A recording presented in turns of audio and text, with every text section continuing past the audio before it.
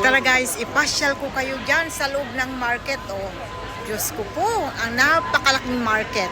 Lahat, halo-halo na nga paninda. Grabe. Tara, pasok na tayo at para makita nyo na kung ano nandito. Right, so ito na nga, pagpasok mo pa lang, bumungad na ang mga ang dami-daming sari-saring palamig na inumin, sari-saring fruits na napakaganda naman ang mga pagka-display nila. Ayan, sobra. Ayan, napakadaming prutas, mga dried fruits, mga palamig. Ayan, kung makikita nyo, di ba, strawberry yan, ang gaganda. Pineapple, mango, and any sorts, nandyan lahat.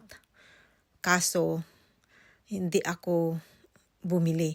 Ayan, may mga fried din. Ayan. Very convenient sa mga turista. Ayan. Madaming turista na kumakain dyan. At saka, ang problema kasi si Steve, masyadong, yung kanyang sikmura. May mga ham, then, ayan, sari-sari.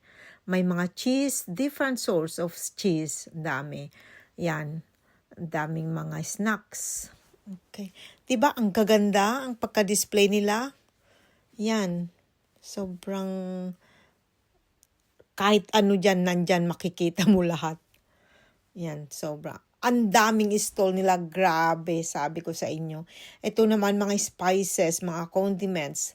Ang gaganda rin ng pagka-display nila. Kaso hindi ako bumili dahil nga nag-over na ako sa aking luggage. Yan.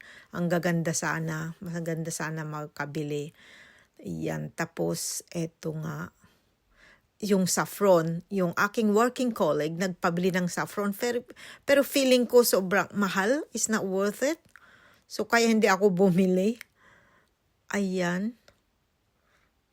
Ano pa ba itong mga to? Napakadami. Na-amaze lang ako sa kanilang display. At sobrang, mayroon din ako narinig dyan. Mayroon din akong nakita na ang dinig ko, papaitan. Nung lumingon ako, yun nga, pang papaitan nga. Sabi ko, wala, pareho pala ang salita sa atin. Papaitan daw. Ayan, eto naman, nagluluto ng paella. Ayan.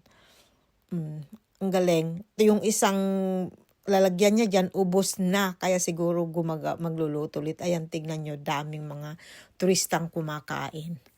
Ayan. May mga kumakain, tapos sa tabi mo, mga naglalakad ng kung ano-ano. Ayan, si Steve nakatayo lang. O ayan, di ba? Mukhang enjoy naman ng mga tao. Ng mga turista. Ayan. Sa gitna ng palengke may kainan. Yan, mga ham. Yan. Okay, so ayan, nakita nyo na lahat. Ngayon, kami naman ay kakain na. Tara na. Let's go! Kakain kami dyan. So, ito nga yung aking order. Sugpo. Garlic shrimp ba yan? I don't know what they called. Pero, okay lang din ang lasa, kaso malalasahan mo yung lansa. Hindi tulad yung pag kumain ka sa mga mamahaling restaurant ay hindi mo malasahan yung lansa. But anyhow, masarap naman. Eto, magkakamay ka talaga pagka kumain ka ng ganito para malasahan mo.